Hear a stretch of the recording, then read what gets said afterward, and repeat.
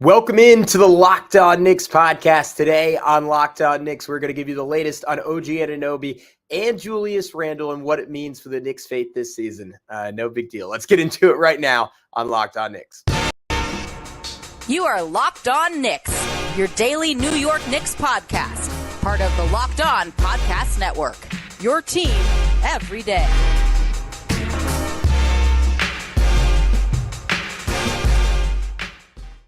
Welcome into the Locked On Knicks podcast. And today's episode is brought to you by Game Time. Download the Game Time app, create an account, and use code LOCKEDONNBA. That's all caps, Locked On NBA, for $20 off your first purchase. And I want to thank you for making Locked On Knicks your first listen today and every day, because we're now available on all platforms. So be sure to check us out each and every day on YouTube. And then if you prefer not to see our faces, you can look at the podcast side and hit that auto download function to ensure you never miss an episode there. But who's talking to you? I'm Gavin Schall. I've been covering the NBA for 10 years. Some of that time as a credentialed reporter covering the Phoenix Suns, and I'm also a play-by-play broadcaster today to bring you maybe a little dour news, depending on your perspective on the New York Knicks. We got reports in the last few days from Adrian Wojnarowski, from Shams Charania, less officially from Josh Hart, and then from a broader perspective, kind of a zoom out, tell you what it all means.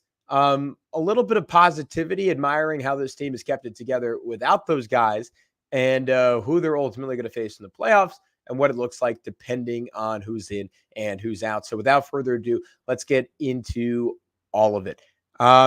So here's what Josh Hart said, because at least I didn't get a chance to address those quotes after the Thunder game. He said, "I'm looking at it like this is the team we're going to have. I think that's how we have to approach it, that those guys aren't coming back. And obviously we'll be pleasantly surprised if they come back. I'm not in those medical conversations or anything like that. So I don't know. I'm just going to change the word here, crap from crap, but we've got to approach each game and the end of the season that those guys aren't coming back. And if they do, be pleasantly surprised." So I read a little into this. I don't read an overwhelming amount into this. What I mean by that is, obviously Hart is not in those medical conversations, but he also has more information, more insight than you and I. And that tells me behind the scenes, there's not an overwhelming amount of optimism. And he's certainly not hearing from someone like OG Anunoby or people around the Knicks that, all right, it's just a matter of a couple of days. The pain, the swelling, if there is swelling,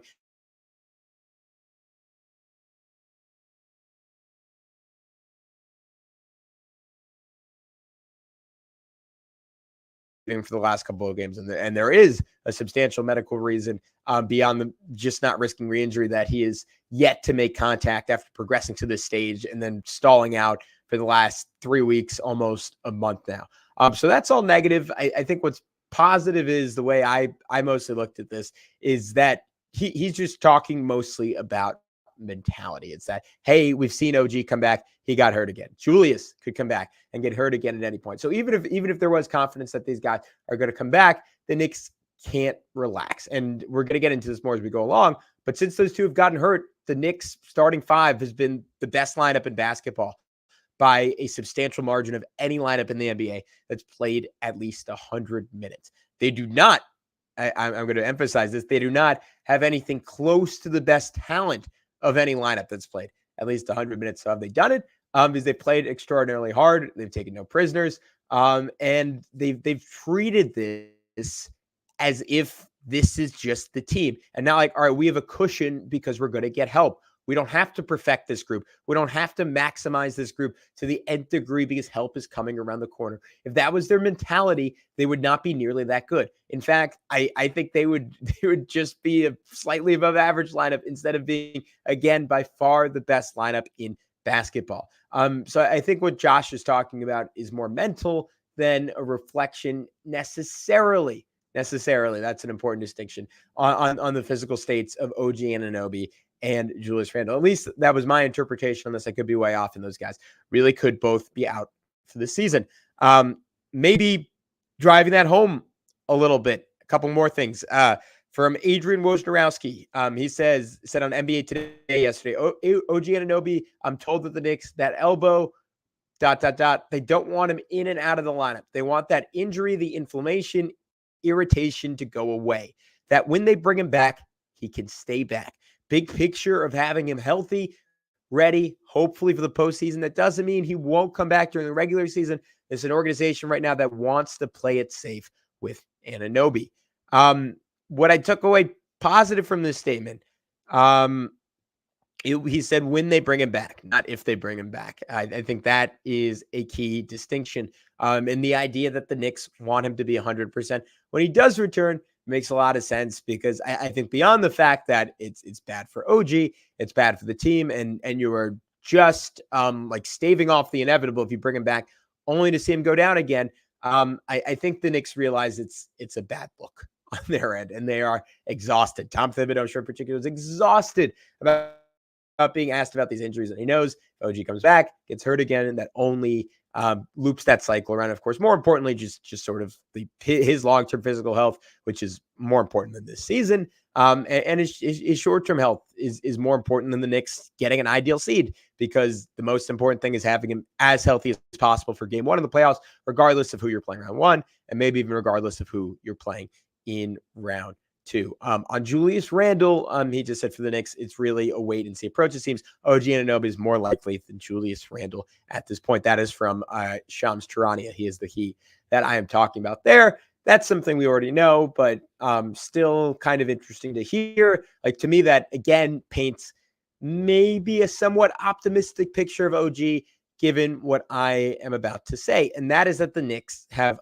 updated OG's injury on the injury report from right elbow injury management to elbow tendinopathy, which is also known as tennis elbow. So I did a little research into tennis elbow. So here's what my shorthand internet research have told me. Apparently, 20 to 35% of people have a reoccurrence of the injury between 6 to 10 months after onset. And it's worth noting the injury was not initially designated tendinopathy, right? It was surgery to clean up a bone spur. Or a bone scrap in his elbow. The definition of tennis elbow: swelling or tearing of the tendons that bend your wrist backwards from your palm. It's caused by repetitive motion of the forearm muscles, like shooting a basketball, which attach to the outside of your elbow. The muscles and tendons get sore from too much strain. And of course, shooting a basketball will exacerbate that. And we heard OG screaming in pain after coming back from the surgery. Most people, parentheses 90%, make a full recovery within a year. So that 6 to 10 month number looks scary. And apparently for some people it can take longer, up to 18 months. But it's also worth noting that the majority of people going through this injury are somewhere between the ages of 45 to 60, active older people, not world-class athletes in the heart of their prime at age 26. So you would expect Anunoby to make a much faster recovery. Still, tendinopathy deriving presumably from this procedure or something that the initial injury did not fix is obviously concerning, because to me that suggests that either the doctors, it was misdiagnosis entirely, or they only captured part of the initial diagnosis, or something was off with the surgery, or, because I'm not a doctor and I don't know what I'm talking about here, very plausible that this is just something that is a risk after this surgery, particularly with high strain activities a short amount of time after, when I assume for a civilian like you or I, a doctor would have probably told OG Anunoby, hey, this is something that you want to sit for 3-4 months and recover from and rest it. And that would probably be the advice that a doctor would give a layperson. That is different than the advice that someone is going to give again, world-class athlete desperately trying to get back to do something that he is paid tens of millions of dollars to do in a multi-billion-dollar industry. So the rules don't necessarily apply to OG in the same way, but he's still human. So what does all this ultimately mean for the New York Knicks? Just how good has their starting lineup been in the face of adversity? Just how much have the struggles of guys like Bojan Bogdanovic and Alec Burks negated the effectiveness of their starting lineup and limited this Knicks team ceiling? What do they look like with Anunoby back? What do they look like with both of them back? Where are they headed in terms of the playoffs? What are the most likely matchups? What are the statuses of the other teams in the race? We are going to get into all of that next, right here on Locked On Knicks. But first, we have to remind you that this next segment is brought to you by our sponsor, BetterHelp. And this next segment is brought to us by our sponsor, BetterHelp. Sometimes we all need the opportunity to get something off our chest.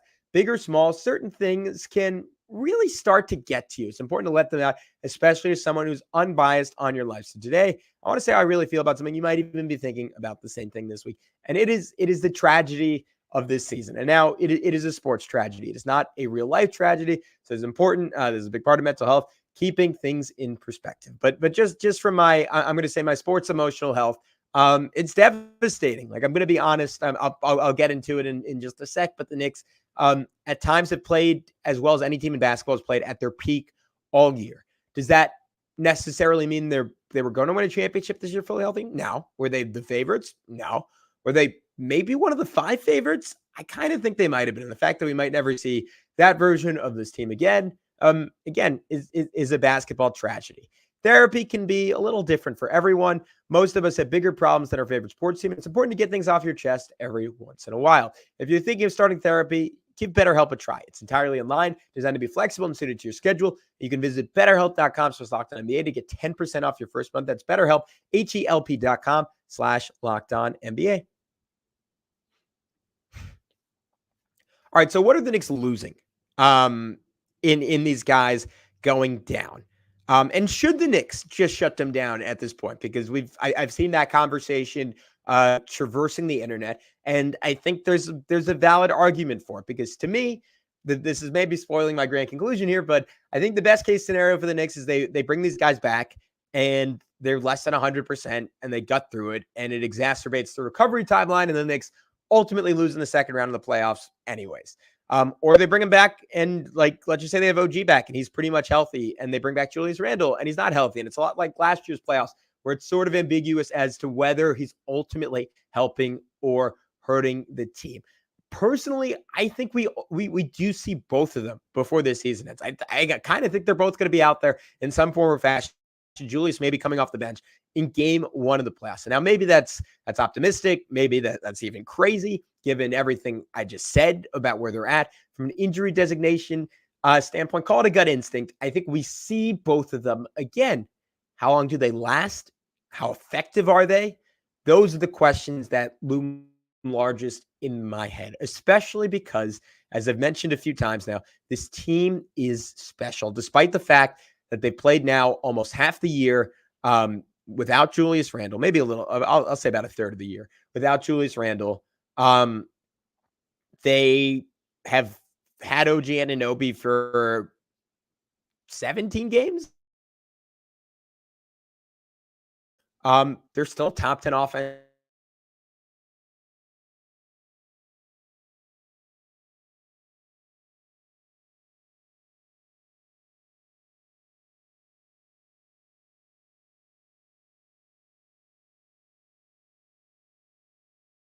But certainly a title contender, where the Knicks look like something a little bit more than that. Maybe even a top 3 or 4 team in basketball was in January, where, of course, they went 14-2, and they had a plus 15.8 net rating. So they were the best team in the league in January. But what I wanted to look at was how high was their peak relative to the rest of the NBA. I did not include October, where the Clippers were a plus 16 because teams only played about 4 games in October. So starting with November, the Thunder led the NBA with a plus 11.1 net rating. The Sixers, who could be at full health to play the Celtics in the first round, plus 13.5 net rating.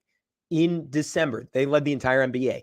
The Celtics, after the Knicks, led the NBA in January with, again, a plus 15.8. The Celtics had a plus 15.7 in February and now have a plus 15.8 for the month of March. So the Knicks peak is as high as any team in the NBA. Now, it was not sustained, obviously, to the extent that the Celtics have sustained it. They've been playing this way for 2 months. So you would have to give it to Boston if you wanted a tiebreaker. My point is the Knicks played basketball as well for a month as any team has played basketball this year in the NBA. To me, call me crazy, that designates a team that had an outside chance at an NBA title. Did I think they were going to win the title? No. Did I think they were better than Boston? Ultimately not. Did I think there were flaws with that group that would ultimately show up in the playoffs, particularly with the bench and its ability to find points? Yeah, I did. I didn't think that was totally sustainable. But that's also an extraordinarily tough thing to fully give up on. And I think if this team had shown a peak that was anything lower than that, the conversation would be a lot clearer. And we'd be saying, you know what? Shut OG down, shut Julius down, let this team go in the playoffs, let them fight, Let them hopefully go and get an inspiring round one win just like last year. Maybe lose in the second round, sort of the same fashion. It sucks. It's a bummer, but let's go into the offseason and be at full strength going into next year, which is really shaping up to, if not be the peak of this Knicks run, depending on if they turn some of those draft picks into making this team even better, but the start of the peak of this Knicks run, the start of Jalen Brunson's apex as a player, where you have to maximize your window with someone who's fourth in the NBA in points per game and looking increasingly likely to prove my bold prediction this preseason right and be a top 5 guy in MVP voting. Despite all those injuries, the Knicks have somehow, since OG Anunoby went down, since Julius Randle went down, boasted the best starting lineup in the NBA. Jalen Brunson, Deuce McBride, Dante DiVincenzo, Josh Hart, Isaiah Hartenstein has been the best lineup in the NBA that's played at least 100 minutes in the league since March 1st. And it's not close. It is a plus 35.6 net rating. That is 9 points better than any other team in the NBA since March 1st. The Thunder's starters are next, 26.6. That is incredible. Like, let that sink in for a sec. I'm going to say those names again. Jalen Brunson, Deuce McBride, Dante DiVincenzo, Josh Hart, Isaiah Hartenstein. That is not the most talented lineup in basketball. That is not a top 10 most talented lineup in basketball. I'm not sure if that's a top 25 most talented lineup in basketball, but it is extraordinary how this lineup complements each other to be far more than the sum of its parts.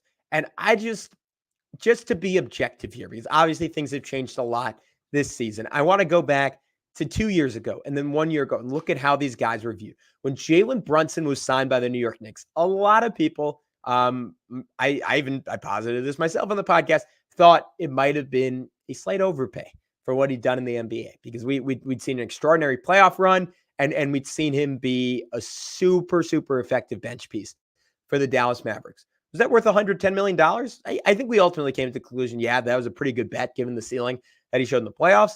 But the way I looked at Jalen Brunson was someone who's going to be an above average point guard, slightly above average point guard, which in this league where point guard is the strongest and deepest position is a super duper valuable thing. Someone who probably put up, 20 plus points per game and was going to really struggle defensively. You could hopefully insulate him just enough on that end. And then coming into this year, we saw him as a star, right? We saw him as an all-star. And the question was sort of, all right, is he who he was those last 3 games against Miami? Is he more so the guy he was against Cleveland, which is a really good player, which is an all-star, someone who's awesome, someone who could carry you in clutch moments, but ultimately is not going to be a top 2 guy on a title team. And now he's looking more like a top 2 guy on the title team, whether he's a number 1 or a number 2. That depends on who the supporting cast is. I still think he's probably a little bit closer to a number 2 at the end of the day, but how can you doubt him at this point? Deuce McBride 2 years ago was considered a borderline NBA player. Coming into this season, someone who very clearly belonged on a roster, ultra questionable if he was someone capable of being in a rotation on a good team. And that's because while his defense was exceptional, offensively, he was, if not a zero, certainly a negative presence offensively. Had never shot better than 30% from 3, did not showcase an advanced handle. The finishing was a little hit or miss. Now, after never shooting better than 30% from 3, he's shooting 42% from distance on easily the most volume of his career, and he's doing it while playing a historical minutes load the last 7 or 8 games, an extraordinary minutes load in general since the start of March. That's amazing. That is a borderline basketball miracle. Speaking of which, Dante DiVincenzo, who after a promising start to his career in Milwaukee, coming into last season, had played just 42 games over the previous 2 years. He shot 33% from the field, not from 3, from the field. One of those seasons, 36% from the field. The other season. Comes back last year with Golden State. Comeback season. Awesome.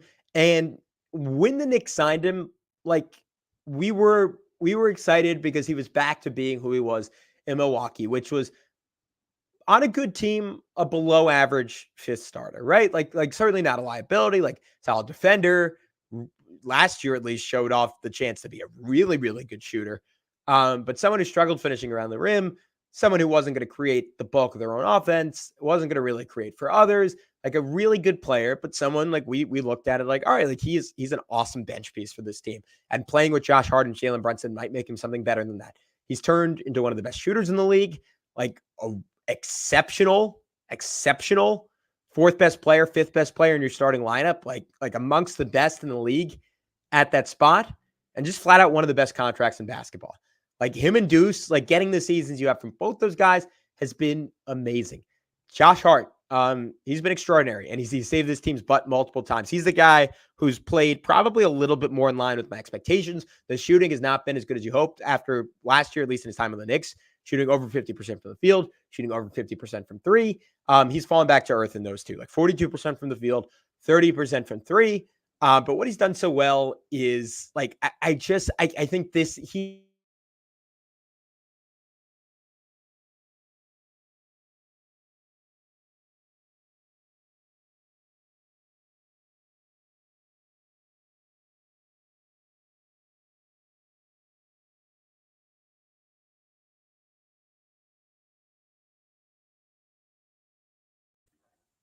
Hey guys, apologies for any technical difficulties. I'm dealing with some internet issues here apparently. So I'm going to circle back a little bit to Josh Hart.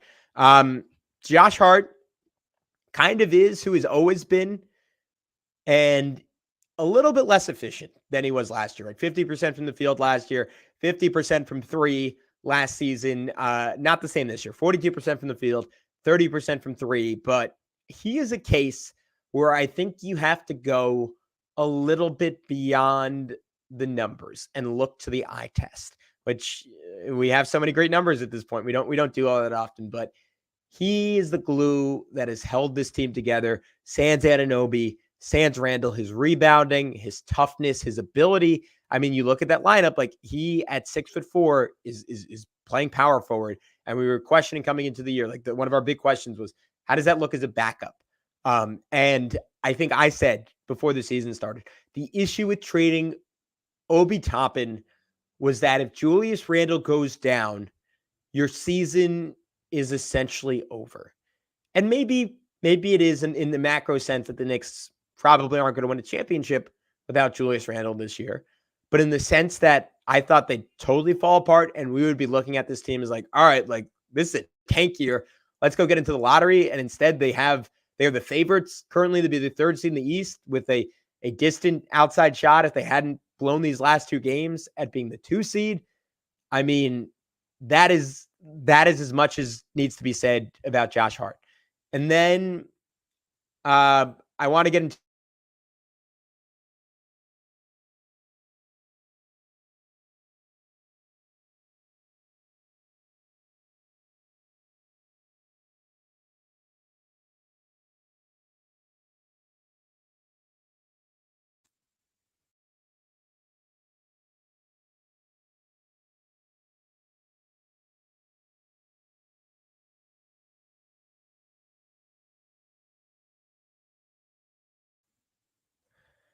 Sorry about the internet issues, guys. I want to get into the Eastern Conference standings, Isaiah Hartenstein, how he's contributed to this team, and where all this leaves us in terms of projecting the Knicks going forward. We'll talk about all that next on Locked On Knicks.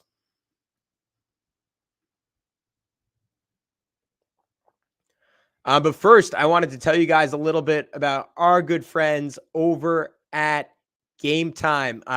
Game Time is the ultimate place to buy your tickets. Game Time is now an authorized, that's a hard word, ticket marketplace of Major League Baseball, which makes getting tickets even faster and easier. Prices on the Game Time app actually go down the closer it gets to first pitch, with killer last-minute deals, all-in prices, views from your seat, and their lowest price guaranteed. Game Time takes the guesswork out of buying MLB tickets. Priority last-minute deals, you can save up to 60% off buying last minute for sports, concerts, comedy, theater, etc. For me, I live 16 blocks away from Madison Square Garden.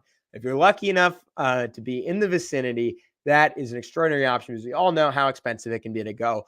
say next game. And for a lot of us, like it's not even realistic. Like it's just not affordable to go to more than 1 or 2 games per year as a special treat. Game Time changes that again with their extraordinary deals on last minute tickets. They also offer flash deals where you can save even more with exclusive in-app deals on select seats ahead of the game or event, and zone deals where you save even more when you choose a section. And like Game Time, choose the seats. They also offer all-in pricing, which has made my single favorite feature. Toggling this feature shows the total up front with no surprise fee at checkout. Their lowest price guarantee on Game Time will credit you 110% of the difference if you find a lower price on another ticketing app. So take the guesswork out of buying tickets with Game Time. Download the Game Time app, create an account, and join me in using code LOCKEDONNBA for $20 off your first purchase. Terms apply. Again, create an account and redeem code LOCKEDONNBA for $20 off. Download the Game Time app today. Last minute tickets, lowest price guaranteed on Game Time. All right. Sorry again, guys, about the internet issues. Hopefully it does not continue to plague me. I'm trying to get that fixed in the next few days. All right. But finishing off how this team has survived without Julius Randle, without OG Anunoby. Like, let's look at where Isaiah Hartenstein was at 2 years ago. Like, he was an intriguing backup big who the Knicks got for less than $10 million a year, which means that there wasn't a huge marketplace for his services as good as he looked in basically a half season. Being awesome with the Clippers. Small sample size, the Knicks took a risk that it was real, and it turned out to be real. Someone who struggled to start last year, and even coming out of an amazing second half, still was not a clear-cut starting center in this league, was clearly not the starter on the Knicks. That was Mitchell Robinson. And now he's a borderline top 10 center in basketball. It's a combination of playmaking, defense, and event generation. And by that, I mean offensive rebounding, steals, and blocks. And when needed, like really clutch scoring.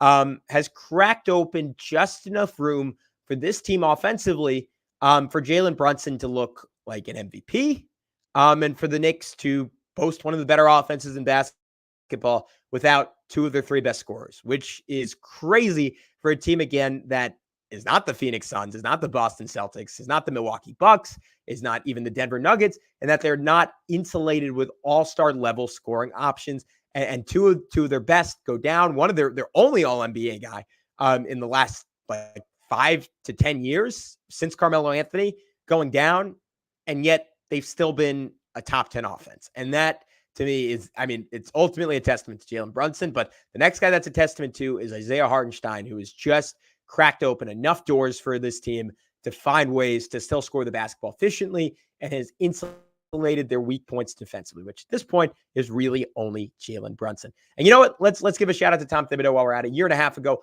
on the brink of getting fired. And now are there 5 coaches in the league who could get this much out of this team?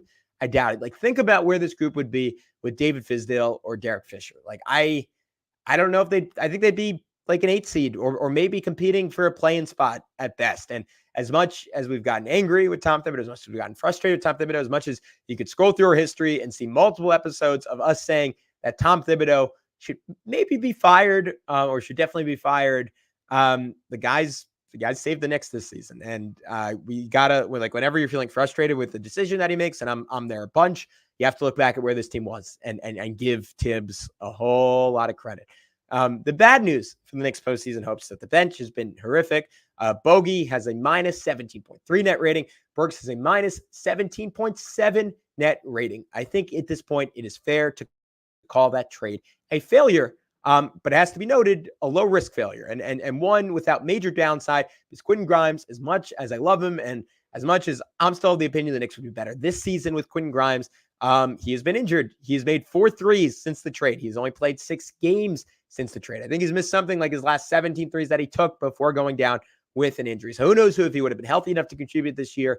And as is, the Knicks would have had major off the bench creation issues. Sans Bogey, sans Burks. The opportunity cost is more so not finding a way to have gotten someone like a Malcolm Brogdon. That's where I think the Knicks were really hurting coming out of that deal. So where does all this leave us? Again, I don't buy the notion that we're not going to see Anunoby again this year. I'm a little bit less sure on Julius Randle, but I kind of think my gut, maybe it's 51-49, that we see him in some form or fashion in the playoffs. just because he is a stubborn dude who is willing to play through pain, and for better or worse is maybe willing to put his long-term health, his career in jeopardy to come back for this year for this team. How long that lasts, whether he re-injures it, whether he just isn't capable of playing like himself in a game that is heavily reliant on contact and being able to lower that right shoulder. I don't know. No one knows that. I think we still see both of them suited up. The last two games, the Knicks are only half a game behind the Cavs for third. Basketball Reference has the Knicks at the best odds of ultimately getting the 3 seed, despite trailing by half a game and despite the fact that the Cavs have a far easier schedule down the stretch. The Knicks have the 5th hardest remaining schedule in basketball. The Magic have the 11th. The Cavs have the 22nd. So looking at both those teams, Cleveland has self-destructed a bit since the All-Star break. As much as the Knicks have had injury issues, the Cavs have had major injury issues. Donovan Mitchell has been out for a long time and has come back and has not looked like himself since coming back post All-Star break. In 7 games, he's averaging just 17 points per game, shooting 37% from the field, 43% from 3 to go along with 5 assists and 4 rebounds per game. He's hit the 20-point mark just once after starting the season, averaging close to 30, and 56% of his shots have come from 3-point range. That is up from 44% earlier this season. So he's not himself athletically at all. He is not totally comfortable attacking the rim, playing with a protective mask, coming off a nasal fracture and a knee injury that recently required a platelet-rich plasma injection. Shout out to Chris Fedor with Cleveland.com for all this great information on the Cavs. Again, they have not the hardest schedule in the world down the stretch of the season. It really comes down to these next few games where they go have a West Coast swing, Jazz, Suns, Lakers, Clippers. If they can just go 2-2 in that stretch, like they finish off with a fairly cupcake finish, Memphis, Indiana, Charlotte, and presumably they'll be a little bit healthier for those last 3 games. But if they go 1-3 on that road trip, I think it cracks open a very real window for the Knicks to come in and steal the 3 seed. The Magic, who still have a horse in this race, have the 11th hardest remaining schedule. Pelicans, Hornets, Bulls, Rockets, Bucks, Sixers, Milwaukee. Only 2 of the remaining 7 games are at home. To me, all comes down to how locked in is Milwaukee into the 2 seed. How locked in is Philly to like the 7th or 8th seed. If that's the case, they get a really, really easy finishing schedule. And they could possibly jump the Knicks, who again have a really difficult schedule. Again, to me, that matters a little bit less in terms of who the Knicks will ultimately play, or who should the Knicks want to play. I think the most likely on it right now is pretty clearly Indiana, who have a 48% chance of being the 6th seed, according to Basketball Reference. And the Knicks, again, by the thinnest of margins, are most likely to end up the 3 seed, but almost equally likely to end up the 4. So it's Indiana or Orlando, who conveniently are the 2 teams out of the 4 teams the Knicks could possibly face, at least realistically right now, pending play-in results, that I would want the Knicks to play. Orlando is the team that most want the Knicks to play. They have more talent than Indiana does, but they are super young, and offensively, they are not broken on that end of the floor. I think they're going to find it really hard to generate points against the Knicks, particularly Mitchell Robinson is playing, particularly even if he's not 100%, if OG Anunoby's playing. I think that is going to just be a slog, and I think the Knicks, with Jalen Brunson, have a guy who maybe doesn't have the long-term ceiling of someone like Paolo Banchero, but at this point is just a better offensive player and has been in the playoffs, has succeeded in the playoffs. While this is Banchero's first go-around, I would give the Knicks a pretty clear-cut advantage in that series. I've seen some people who are worried about the Magic. They could certainly beat the Knicks. I am not super worried about that series from a Knicks perspective. If they are in any way healthy, and that means even having one of Anunoby or Randle, even if they don't have both of those guys, I would still make the Knicks a slight favorite in that series, though it would be really, really hard. Indiana, I'm going to say the same thing for, but slightly less of a favorite in that series if they don't have Randle and Anunoby. Tyrese Halliburton is looking a little bit more like himself. They have a ton of depth. Siakam's awesome. Turner's awesome. They're a really good team, the Indiana Pacers, and they score a lot. You can question how that translates to the playoffs. They're very similar to the Kings last year, who translated the playoffs to some extent. They pushed Indiana really, really effectively. I don't know. I think the Knicks, even injured, you could give them the slightest of edges in that series. Somewhat healthy, they should beat the Pacers. Cleveland, healthy, I think the Knicks should beat them. flat out, because I don't think Cleveland's going to be healthy. But you can say the same caveat the other way. The Cavs could say, I think if we're healthy, like if Donovan Mitchell's back to 100%, we should beat the Knicks because they're super beaten up. So that series, despite what the Knicks did to them last year, is something of a coin toss. Healthy, I would take the Knicks. Miami, I think Miami's a clear favorite if Anunoby and Randle aren't playing. I think they're a slight favorite if Anunoby's playing, but not close to 100%. Anunoby 100%, Randle out. Probably a toss-up. Both those guys, by some miracle, at 100% health. The Knicks should win that series. The Heat made the finals last year. You can't, and 2 of the last 3 years. And we're a shot away from doing it the other year. You cannot take anything for granted against that team. Either way, I think the Knicks are probably ultimately going to fall in the second round this year. Whether it's Milwaukee, whether it's Boston, I just don't see them being healthy enough to get by those teams. And that's a shame because I think the Knicks were healthy. Like some people would call this bold. I think they would have beaten the Bucks fully healthy. And I would have been pretty confident in that going to the series. I just don't know if we ultimately see that. All right, we're running a little long, so not going to run through the comments today, but thank you so much to everyone who did comment. I really appreciate everyone who tuned in. Again, apologies for the internet issues. We're going to get that fixed in the next few days. But until then, this has been Locked On Knicks. We'll talk to you very, very soon tonight on Locked On Knicks, recapping the Knicks game. But until then, I'm Gavin Schall. Thank you so much for tuning in. You are Locked On Knicks, your daily New York Knicks podcast, part of the Locked On Podcast Network, your team